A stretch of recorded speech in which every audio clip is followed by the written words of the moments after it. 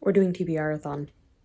Hi. So, I've decided that for this round of TBRathon, I'm just gonna do one of the games. And the one I'm doing is the map. And I thought about doing this a few different ways. I thought about going like A, B, C, etc. But I decided let's take a relaxed approach to it and let's just mood read it the entire month and like fit the books in that way. And I have like all my books, I have most of the books picked out for different prompts.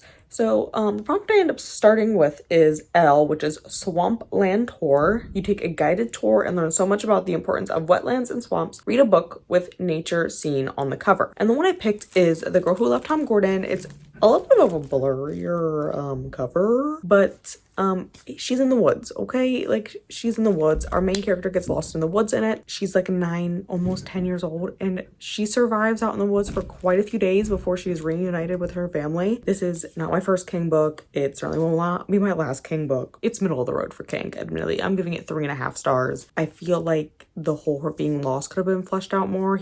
It's really quite a short one for King. It's only 264 pages. So it's quite short for King, and everything just wasn't fleshed out as much. I've come to expect with him, so it was a little different. But it wasn't bad. I just kind of wish that was fleshed out more. And then like the reunion wasn't very fleshed out. I kind of want to see more of like the aftermath of it. You know, like we could have gone into like a third person omniscient point of view with it instead of being in our first person, but nevertheless. And while I was listening to that on audiobook, I pulled out my very large diamond painting to continue working on it. It looks so good when I hold it up to the camera like this. Like, when I look at it, I can't really tell what it's supposed to be like. When I stand back, you can see it coming together really well. Like, I'm almost done. My goal is to get this, I don't know if I'm going to get it done in, you know, the month of January here, but I'm kind of hoping by March to have this one done finally, and then I can maybe do a few of my smaller ones that I have laying around. But yeah, here's our progress so far. It's looking so good. I'm like really happy with how that looks on camera there. But yes, we're gonna dive into our next book. So I'm kind of going back and forth between my next books here. Next one I'm reading is Psychology of Money, and I'm doing that for the S prompt, which is City of Scholars. With its strong focus on learning, the city inspires travelers to traverse its museums, universities, and galleries. Read a book on something you want to learn more about. And Psychology of Money is pretty much exactly what it sounds like. It is a nonfiction book on finances. And that's kind of like one of my goals is to research finances a bit more in 2025. So kind of where we're going there. I'm reading Iron Flame in preparation for Onyx Storm coming out later this month. I've never read Iron Flame. I'm like almost 60 pages at this point through it. And for that one, I'm reading it for prompt B, which is Snowy Mountains. Climbers have braved these peaks for generations. It's all about mental strength, endurance, and patience. Read a book you've been anticipating for some time. And I've been meaning to get to this for several months at this point since I finished Fourth Wing, like mid last year. I've been wanting to get to this one, so really excited for this one here. Back with another update here. We have finished Iron Flame for Snowy Mountains. I really like this one. I'm giving this 5 stars. It is very slow in the beginning with the build up, but I feel like once you actually get into a good chunk of the book, like honestly, like the first 30 to 40%, once you get there, I think it's very easy. I feel like this is definitely like a lot of series, especially fantasy series, where the second book is still just like, the first book is like a problem. Here we go. We're going to get this. But like then the second books in a fantasy series, a lot of times I feel is just like built up to a larger series event towards the last book where, you know, where we gotta have the final battle. So I feel like this is definitely just like a bridge book in between them. It does have some important things for the plot to move forward, but I overall liked it. Like, I'm giving this one 5 stars as well. Like, I really did enjoy this. I'm super excited for Onyx Storm to come out here in a few days because it is currently the 18th. So I'm excited for that one to come out in a few days. I'm totally not going to get to it in January here, but that's fine. I'll probably get to it at some point in February. But this was a very, very good like setup, what I feel is going to be like the next big event that's going to happen in this series.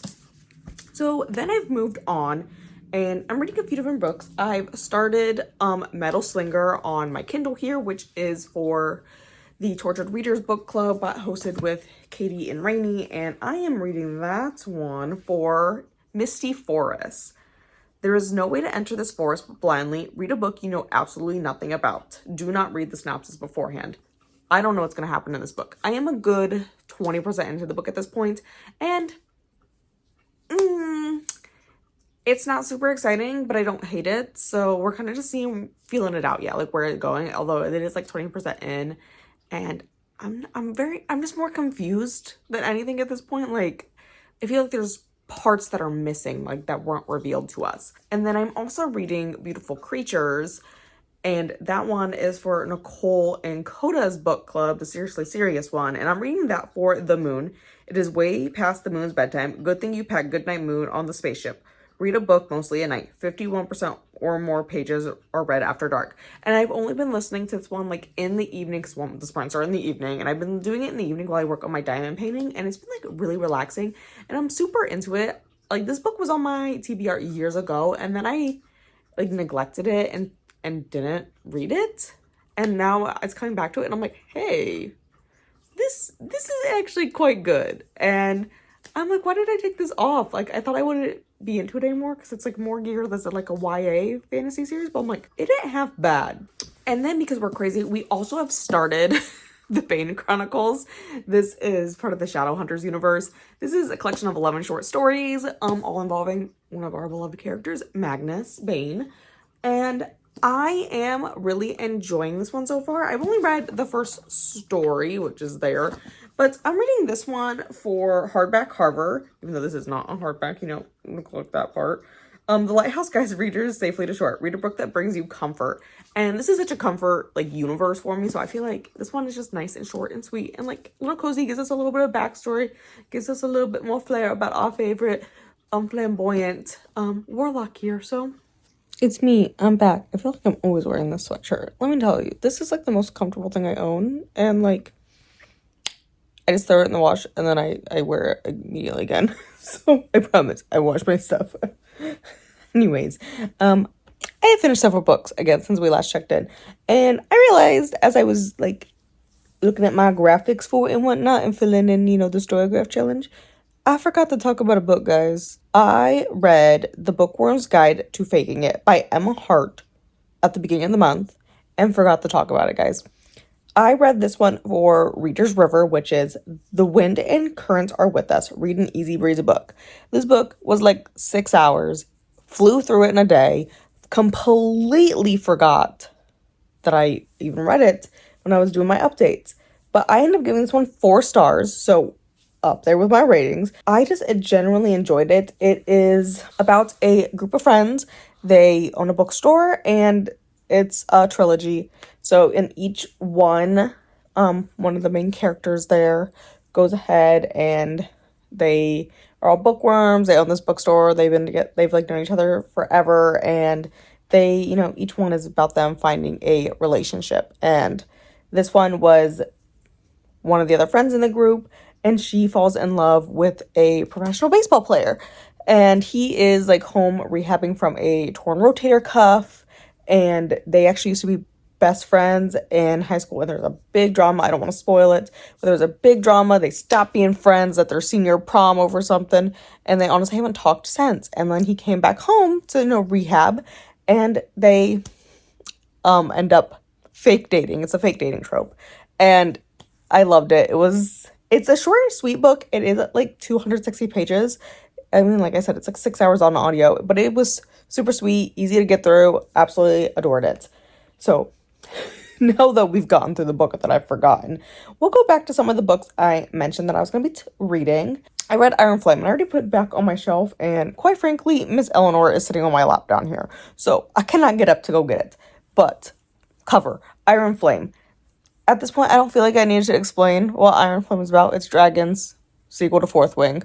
I guess you don't even want to say it's sequel anymore because, like, book 3 is out. Anyways, that's, like, a whole digression. But I read this one for Snowy Mountains, which is Climbers have braved these peaks for generations. It's all about mental strength, endurance, and patience.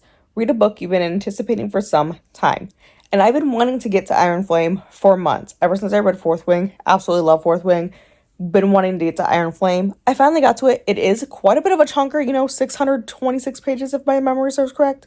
And it took me a little bit to get through it, but mainly it's because I was like trying to read so many other books before that. And I started all the book club books, which we're going to get into in a little bit.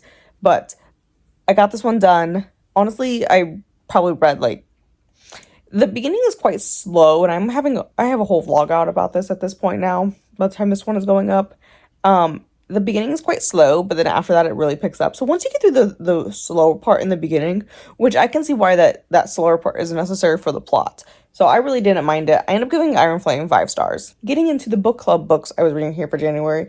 First one I read was Metal Slinger. This one is for the Tortured Readers book club, and this one is hosted by Katie and Rainey. Both will be linked in the description. I go on a whole rant about Metal Slinger in the vlog, admittedly, because there's a vlog for this that's going to be out.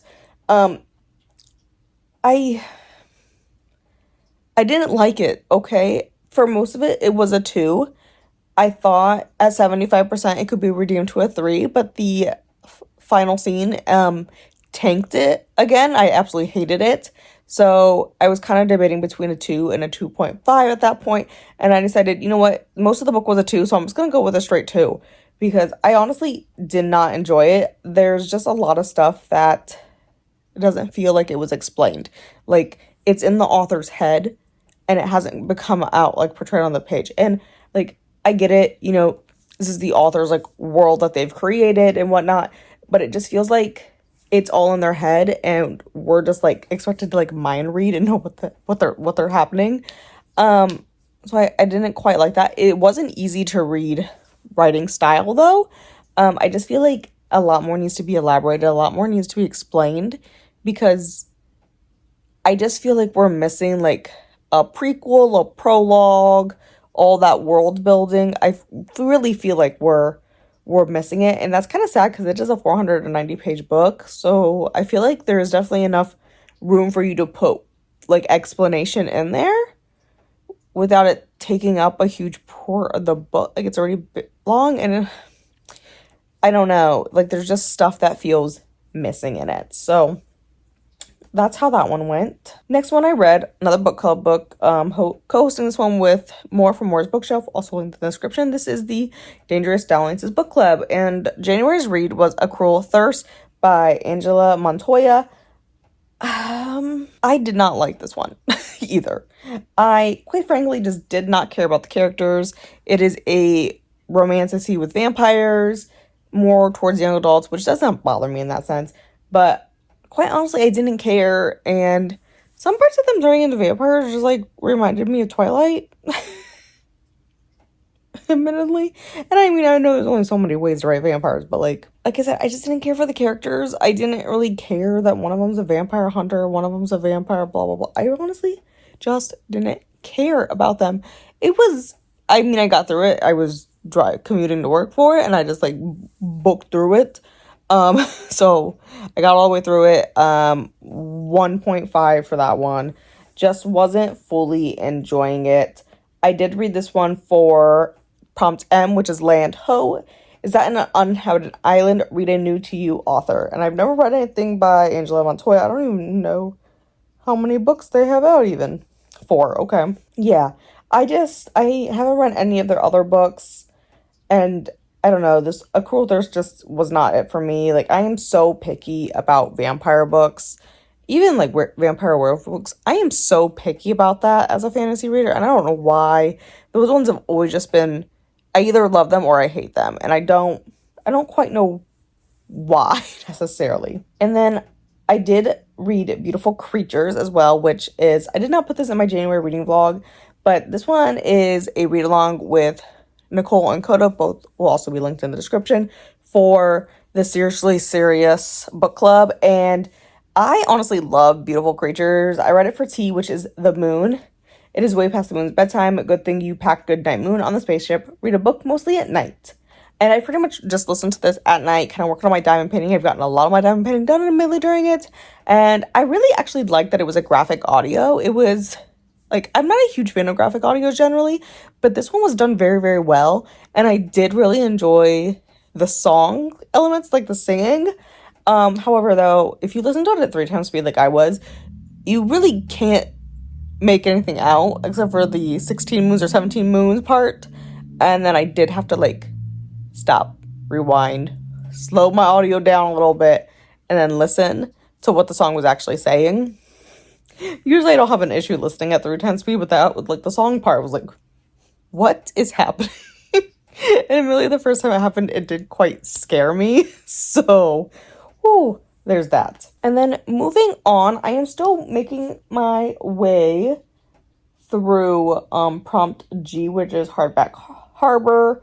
And for that one, I am reading The Bane Chronicles. I'm quite a bit way through. I'm really enjoying this one. We'll get more into my thoughts on this when I finish. But honestly, like, I don't have that much more to go. It's like maybe 100 or so pages, if I can find a page number.